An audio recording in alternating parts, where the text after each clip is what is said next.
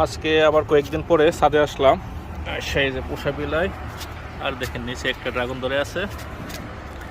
আর এর আগে যে ড্রাগনগুলো দেখাইছিলাম আপনার হলুদ ড্রাগন, আপনার বাড়ি একের ফুল দিয়ে ক্রস পরাগায়ন করার কারণে ওইগুলো লাল হয়ে গিয়েছিল, কিন্তু এবারে ড্রাগনগুলো ঠিকই হলুদ হয়েছে। যদিও বাড়ি এক দিয়ে করা হয়েছে এগুলোর ক্রস পরাগায়ন, কিন্তু এগুলো মনে হচ্ছে মাতৃগুণাগুণটা পর্যাপ্ত পেয়েছে, যার কারণে একবারে পরিপূর্ণ হলুদ যেটা ওইরকম হয়েছে হলুদ ড্রাগন।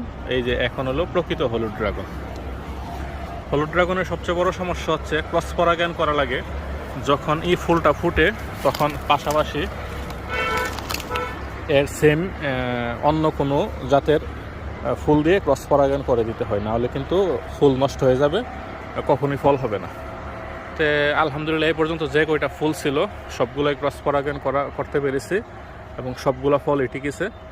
এর আগেরটা দেখাইছিলাম, এখান থেকে পারছিলাম যে লাল হয়েছিল। আর এবার যেহেতু হলুদ কালার, আশা করি ভিতরটা আপনার কাটলে একবারে সাদা যে কালারটা ওইরকম হবে। তো দেখা যাক, আজকে হারভেস্ট করে নেব।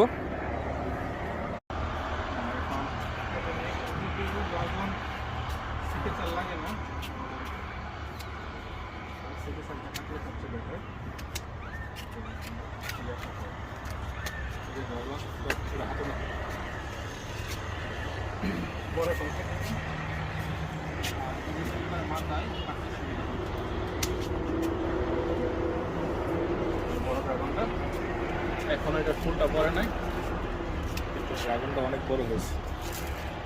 ড্রাগনগুলো পেরে নিয়ে আসছি, ওয়েটটা দেখবো। এটা হলো একটু বড় সাইজ, এটার ওয়েটটা ও মাশাল্লাহ 609 গ্রাম। আর একটু ছোটো সাইজটা যেটা, এটার ওয়েট হচ্ছে 444 গ্রাম। তো মাশাল্লাহ হলুদ ড্রাগন ভালোই বড়।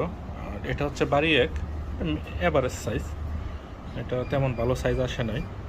আর বাড়ি একের সাইজটা দেখি, এটা হচ্ছে 300 গ্রামের মতো। তবে এটাই সবচেয়ে যে দুইটা ড্রাগন প্রায় 1 কেজি, এটা 600 গ্রাম। আর দুইটা একসাথে লইব না, মানে 1 কেজি প্লাস